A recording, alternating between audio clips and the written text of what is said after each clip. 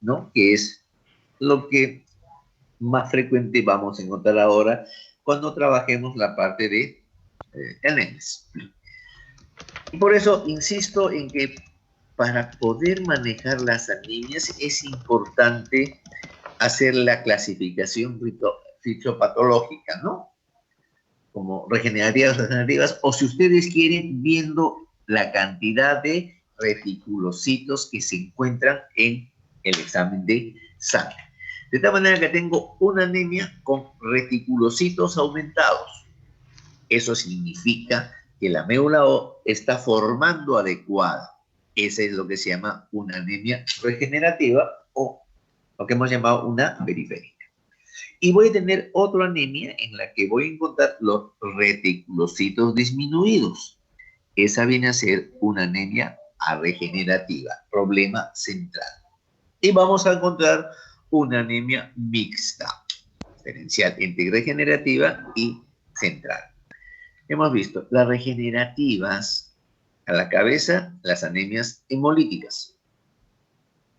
Constitucionales, ¿por qué constitucionales? Porque tienen alteraciones en su formación, o porque existen problemas enzimáticos, o porque existe una mala formación de membrana, o porque tenemos hemoglobinopatías. O puede ser una hemolítica adquirida, que puede ser inmune o que puede ser no inmune. Básicamente lo más frecuente es la incompatibilidad RH en el caso de una gestante RH negativa con un feto RH positivo. Y en las regenerativas también intervienen las hemorragias, porque cuando yo pierdo mi centro de formación, puede seguir formando sin ningún problema. Las regenerativas o centrales tienen que ver con que no funciona adecuadamente esa médula, o porque no puede, o porque no la dejan. Y la insuficiencia medular, médula que no produce lo que quiere, o porque hay un problema intrínseco, es una aplasia medular, una dismielopoiesis, o sea, una alteración de la humana en cuanto a las diferentes líneas de formación de los elementos formes, ¿no? O rara, pero existen las anemias por desplazamiento. En el caso de pacientes que tienen algunos procesos oncogénicos, y esto genera el ingreso, la metástasis a médula, en estos casos, esa médula que es buena es lamentablemente invadida, suplantada y no va a poder formar lo que uno quiere en la cantidad adecuada de eritrocitos.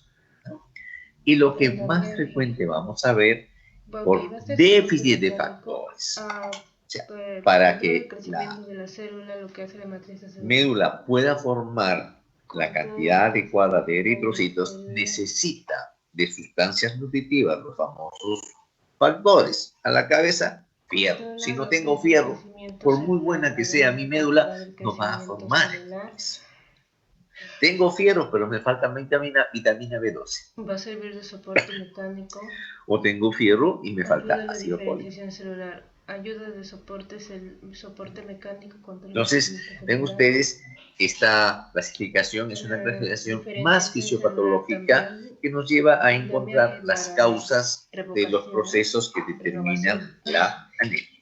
Andamiaje para la renovación celular. Esta es una lámina, como verán ustedes, de un curso que hace mucho tiempo tuve, lo guardé y me sirve y me ayuda para manejar a los alumnos, que es el mismo concepto. Y le voy a decir la importancia de esta laminita, ¿no?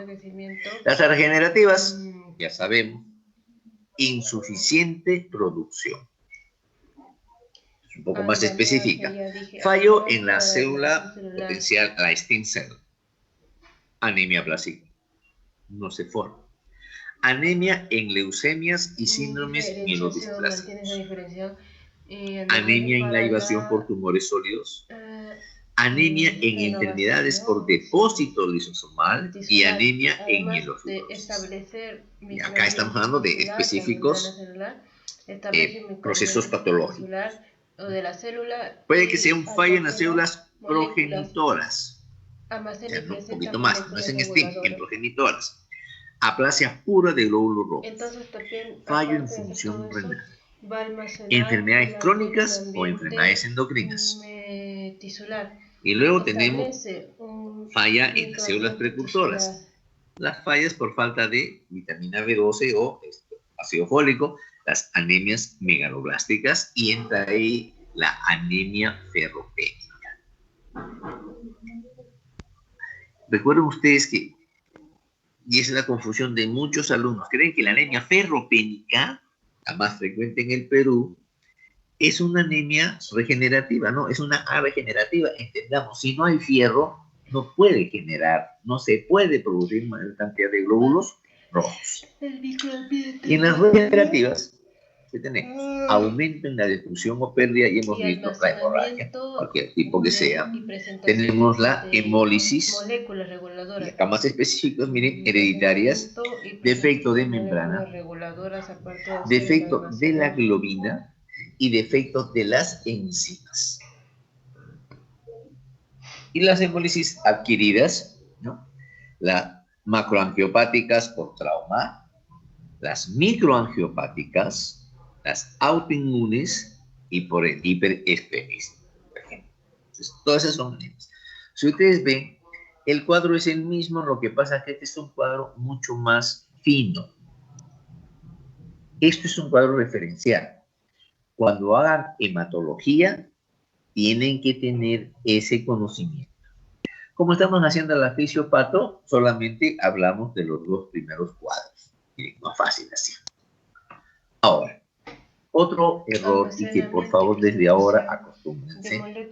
Así como ustedes tienen un nombre y un apellido que los permite diferenciar, las anemias también tienen nombre y apellido. Está constituido de proteínas. O sea, diagnosticar anemia significa sencillamente de que esto no me dice nada, porque la anemia, que es disminución del número de glóbulos rojos, necesito saber cómo son esos glóbulos rojos en cuanto a su volumen y en cuanto a su cantidad de hemoglobina. Por eso, el otro grupo de anemias que nos interesa para juntar ambas son las anemias por el volumen corpuscular medio, que se mide en femtolitos, ¿no? Y entonces tenemos una anemia normocítica que tiene el volumen normal, si bien le ponen volumen muscular medio 80-100, para cuestiones prácticas, quédense ustedes 90. Microcítica menos de 80 y macrocítica por encima de 100. De las microcíticas, y acá la tengo que ver, miren, la más importante, las anemias ferropénicas. Entonces, una anemia ferropénica, la más frecuente en el Perú, va a ser una anemia. Y me siento feliz cuando el alumno me dice, doctor, esta es una anemia microcítica. Me dio nombre y apellido. Si mi paciente tiene talasemia, problema de hemoglobina, problema de la sideroblastosis congénita o tóxicas, o tiene falta de transferrina, esa va a ser un hematíe que va a ser mucho más pequeño. Si contrariamente los valores están dentro de lo normal, 80, 100, 90, no tenemos la anemia por embarazo por efecto de dilución en el plasma, ¿no? Las enfermedades crónicas. Toda enfermedad crónica a la larga me va a generar menor cantidad de ingresos de fierro y eso me lleva a una anemia.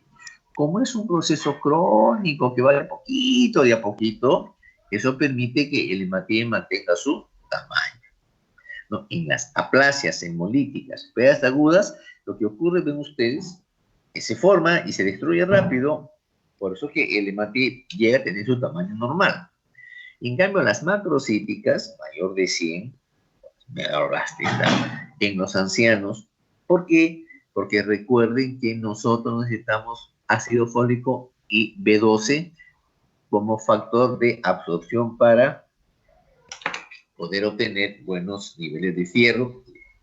Y los ancianos disminuyen su nivel de acidez estomacal y por lo tanto vamos a tener ese problema con ellos. Está muy de moda la famosa cirugía bariátrica. ¿Y qué hacemos en la cirugía bariátrica? Le cortamos porciones del estómago para que haya menos absorción, para que haya digestión. Pero cuando hacemos el corte de los fondos del estómago, lo que estamos quitándole nosotros es la posibilidad que esa persona pueda tener la presencia del factor intrínseco para la vitamina B12, para una buena absorción, y estos pacientes a la larga me van a hacer una anemia macrocíclica. En el alcoholismo y tabaco, ya sabemos, por las deficiencias nutricionales, tenemos anemias macrocíficos, ¿no? En hipotiroidismo o en hepatopatías. Entonces, a veces uno, por hacer el estudio de anemia, de pronto descubre alguna patología que está por ahí cubierta y que no es tan evidente técnicamente. Y lo que quería llegar era a esto. Ustedes van a ver durante todo su proceso de desarrollo como alumnos y luego como profesionales, pacientes con insuficiencia renal, pacientes con artritis reumatoidea, con procesos neoplásicos, con enfermedad de colágeno, enfermedad inflamatoria intestinal, obesos mórbidos, pacientes quirúrgicos, pacientes con anemia postparto, pacientes críticos, pacientes con insuficiencia cardíaca. Todos estos cuadros comparten la presencia de anemia inflamatoria. Es decir, el proceso inflamatorio, vamos a ver que va a impedir que haya una buena formación de hemoglobina y por lo tanto los pacientes sufren de anemia. Vamos a ir viendo eso para recordar solamente cómo es que se da la absorción y el traspaso de fierro a nivel de las células del intestino. Sabemos nosotros que necesitamos a la ferroreductasa para convertir un fierro férrico en un fierro ferroso. ¿Y por qué? Porque el fierro solo se absorbe como ferroso debido al DMTI, ¿no? El famoso receptor divalente. Y por esa razón, este divalente siempre está peleándose con fierro y con el calcio, pero quien gana siempre es el calcio. Por eso cuando se toman sales ferrosas junto con calcio, o llámese leche, llámese yogur, el calcio se absorbe y no deja pie para que el fierro se absorba. O directamente el fierro animal o el fierro hemo va a pasar directamente al enterocito. Y ahí vamos a ver que este fierro en, por efecto de la hemoxigenasa, revela su fierro. O el fierro que entró por el DMTI, ya lo tenemos aquí. Ese fierro luego va a unirse a la ferritina y sale para ser transportado. O tiene acá un elemento de salida que le va a permitir, ¿no?, salir para unirse a la transferrina y recién ese fierro va a ser utilizado en la médula o en los diferentes procesos que se van a dar. ¿Qué se encontró? Que un elemento que regula de alguna forma el ingreso del fierro al enterocito y la salida del fierro del enterocito es esta sustancia, la hepcidina, que se forma básicamente en el hígado. Y que cuando la persona tiene procesos inflamatorios o procesos infecciosos, la hepcidina se forma en mayor cantidad. Por lo tanto, si la hepcidina se forma en mayor cantidad, va a bloquear el ingreso de fierro. Y, es peor, va a bloquear la salida del fierro para que este fierro pueda ser utilizado. Y entonces ese paciente con proceso inflamatorio infeccioso me hace el cuadro de anemia. Aquí lo más importante, el papel de la hepcidina. Es decir, que tengo acá microorganismos, células malignas, ¿no?, que me van a generar la formación de lipopolisacáridos. Y esos lipopolisacáridos van a irse al hígado. Y en el hígado me van a formar la hepcidina. Y esa hepcidina, que aumenta en volumen, va a irse al tubo digestivo y ¿qué va a hacer? Impedir la absorción de fierro. Un gran problema. Luego vamos a verlo, que esa misma lipopolisacáridos han formado, se van al macrófago, y ahí pasan a las otras células de la línea blanca y se van a formar factores de necrosis tumoral alfa, interleuquina 6, interleuquina 10, interleuquina 1, y todas esas finalmente, ¿qué van a seguir? Uno, miren, se van al riñón, impiden que haya menos eritropoyetina, por lo tanto, más dificultad para formar hematíes o glóbulos rojos, ¿no? Y entonces, el proceso inflamatorio va a tener dos problemas. Uno, la formación de hepcidina hepática, y dos, que va a impedir una buena acción o función de la eritropoyetina. Consecuencia de esto, pese a que el varón o la mujer puedan ingresar cantidades adecuadas de fierro, estas no se absorben, y si se absorben no pueden ser utilizadas. Ese es el papel de la hepcidina. Y de aquí sale el concepto de manejo. Es decir, si tengo un paciente con cáncer, si tengo un paciente con proceso infeccioso o proceso inflamatorio severo, como es en este momento el SARS-CoV-2 o la infección por COVID, y de pronto encuentro que ese paciente está anémico, de nada me sirve darle dieta por vía oral. Porque todo ese fierro que teóricamente va a absorberse o no se absorbe, y si se absorbe no es utilizado. Entonces vean ustedes cómo estoy usando yo la vía fisiopatológica para explicar que a este paciente que está con COVID y que está con 6 de hemoglobina, lo que tengo que pasarle es, o le paso paquete de hematíes o le paso fierro intravenoso, porque el fierro intravenoso, ahí no interviene la hepcidina directamente. El fierro va a pasar a médula ósea y va a formar los precursores de la cadena roja, que es la que yo necesito. Y debo sospechar en todo paciente con un proceso crónico, como hemos visto, que es posible que haga su cuadro de anemia. Entonces, en un paciente con insuficiencia cardíaca que viene con anemia, el que no sabe fisiopatología incluso le va a llamar la atención al paciente. Señor, ¿cómo es posible? Usted está mal del corazón y no está comiendo adecuadamente. Tiene que comer más fierro.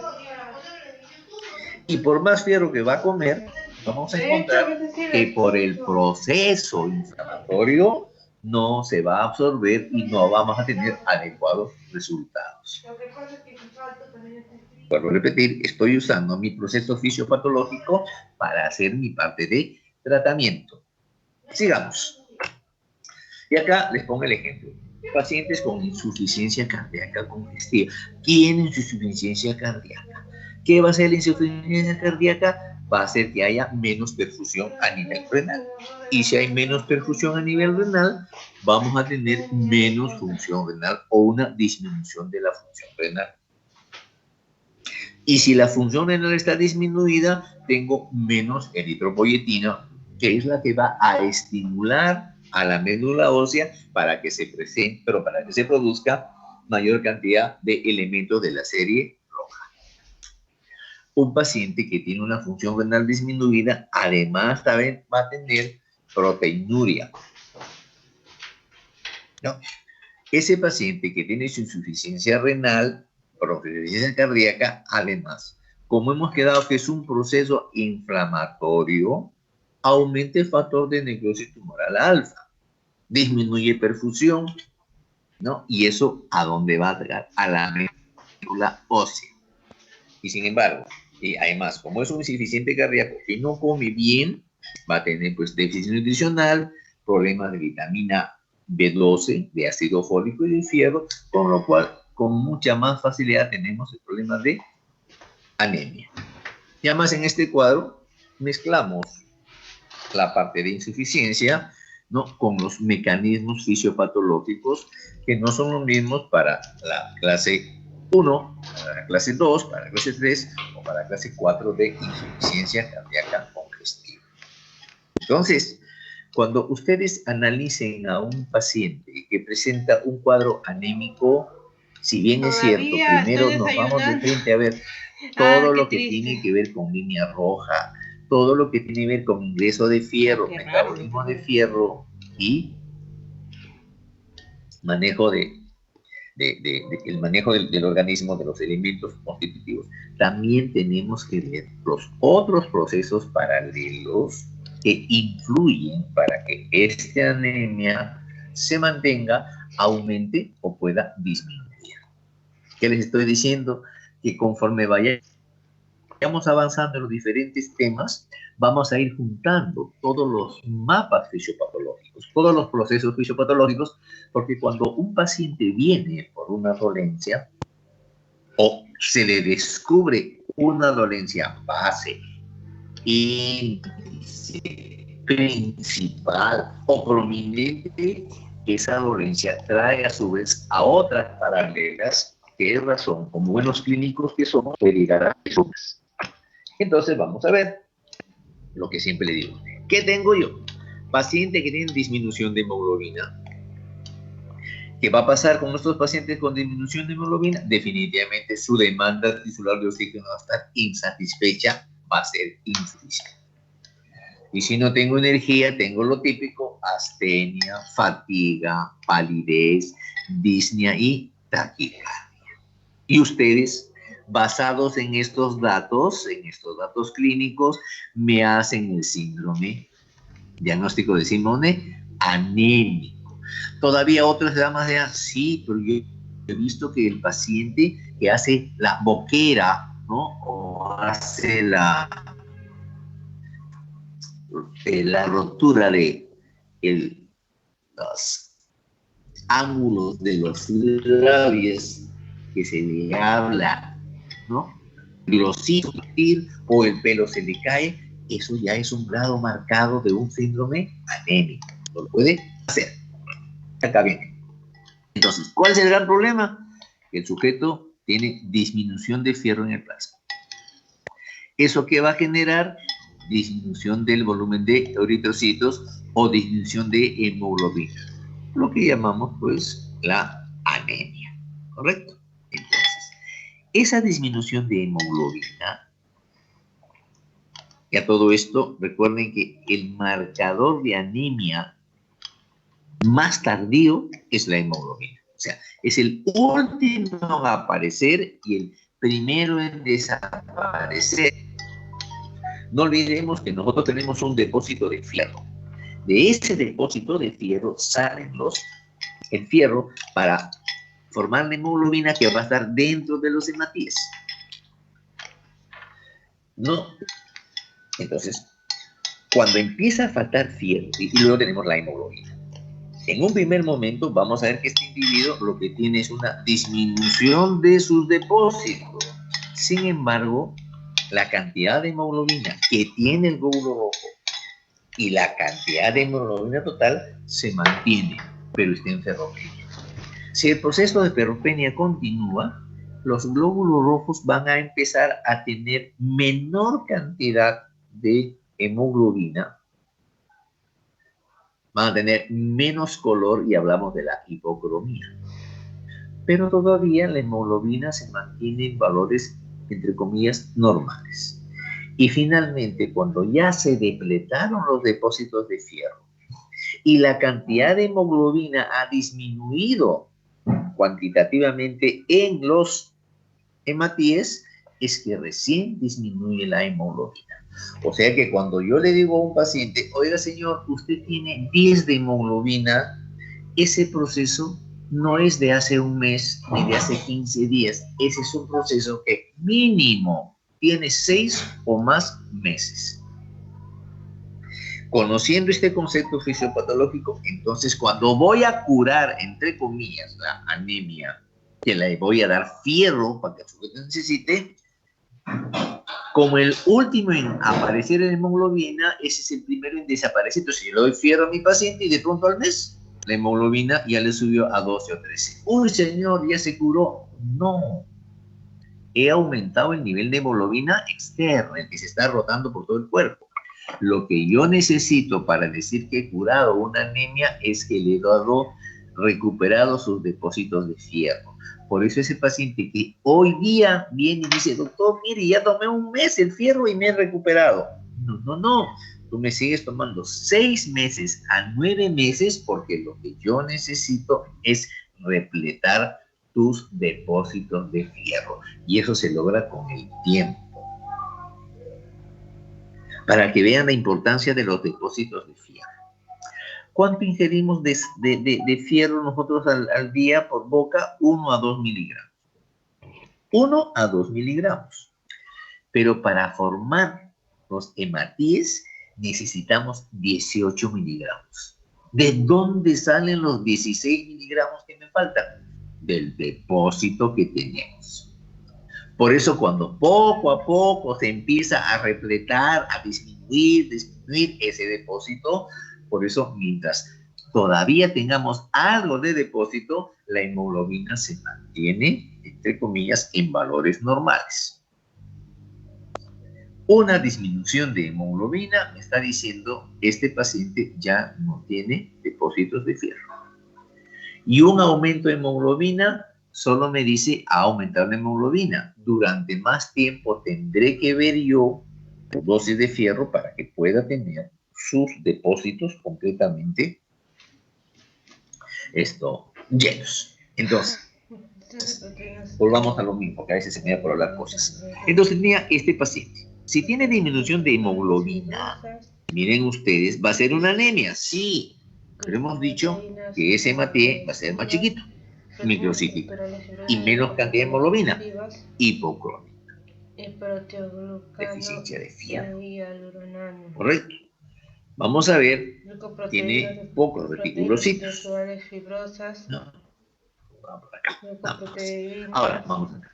Como tiene menos volumen de eritrocitos, ¿qué es lo que voy a observar yo? Palidez en piel y tegumento, la típica, ¿no? La miradita de la esclera del ojo y vete la palma de las manos a ver qué tan pálida están o no están. Luego, esta disminución de hemoglobina, ¿a qué me está llevando? A una disminución de demanda, ¿no? La demanda de oxígeno va a estar insatisfecha. Por lo tanto, el músculo recibe menos, se cansa más rápido, da calambres y fatiga. El corazón va a tener que aumentar su frecuencia cardíaca para llevar esos pocos hematíes a lo largo de todo el árbol arteriovenoso para darle oxígeno al individuo. Y ese corazón que va a trabajar más con menor cantidad de oxígeno. Por eso que se da el angor pectoris o los dolores de corazón. Y si la anemia se mantiene por mucho tiempo, y hemos visto qué pasa cuando aceleramos la función cardíaca durante mucho tiempo, hipertrofia ventricular izquierda y luego el problema de la insuficiencia cardíaca. Un problema lo tenemos. A nivel cerebral, si hay menos oxígeno a nivel cerebral, ¿qué va a pasar? La persona le da sueño, se duerme, no atiende ni entiende bien las cosas de fisiopatología que uno le explica. Cefalea, somnolencia y en algunos casos se desmaya o le da los vértigos.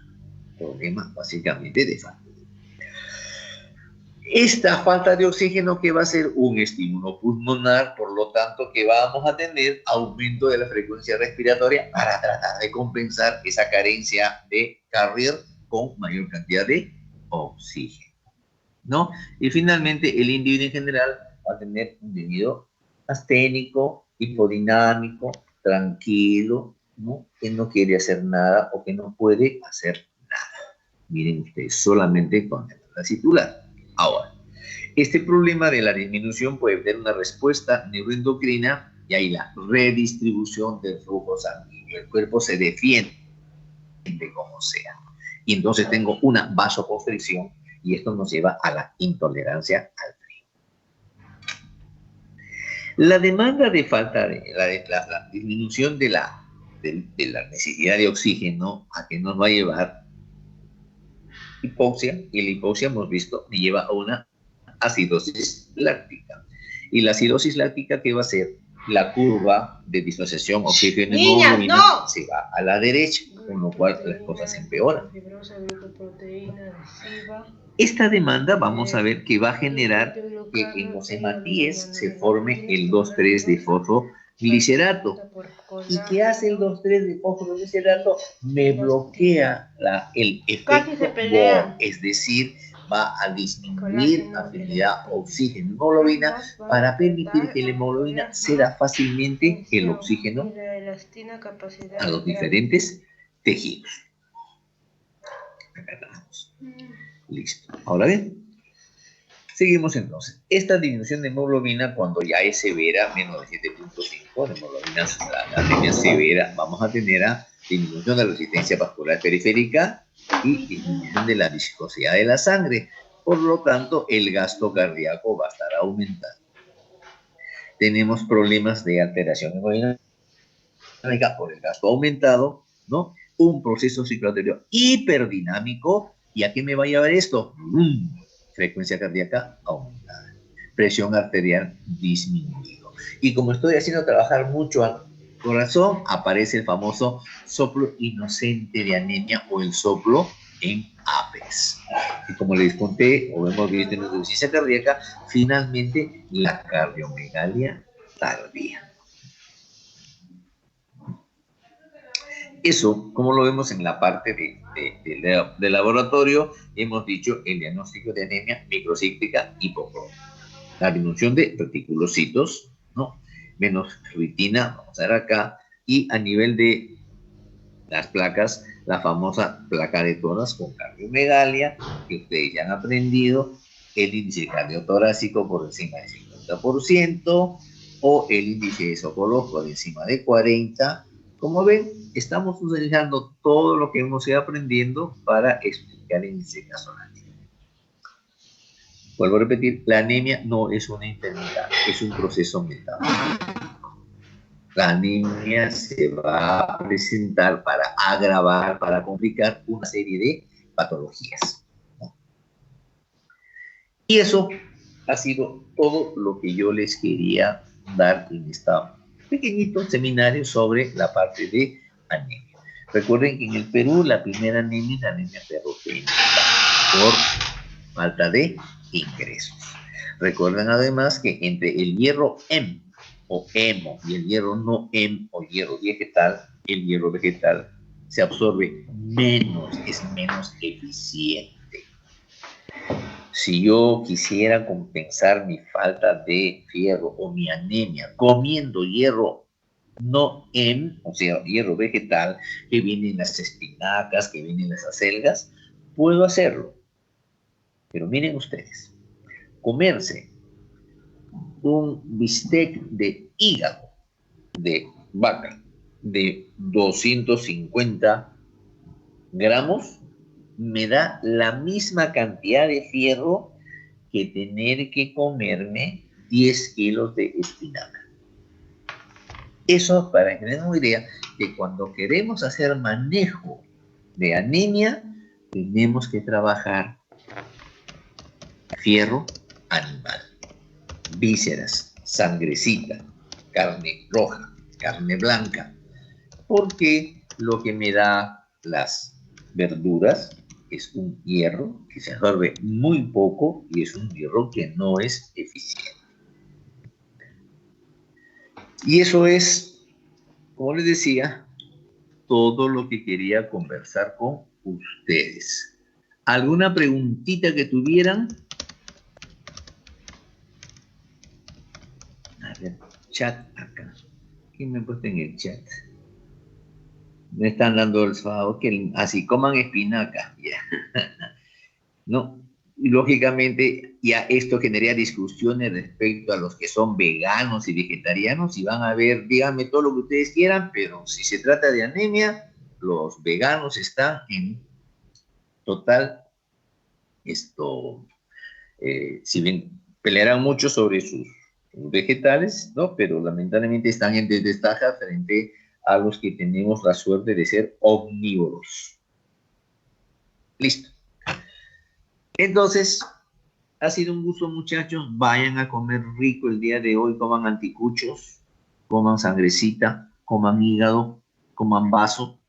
Y de esa forma van a tener adecuada cantidad de fierro. Nos vemos la próxima semana. Muchas Hasta gracias, luego. profesor. Chao, cuídense. Nos vemos. Hasta luego, doctor. Muchas Hasta luego. gracias. Gracias, doctor. Chao. Gracias. Bye.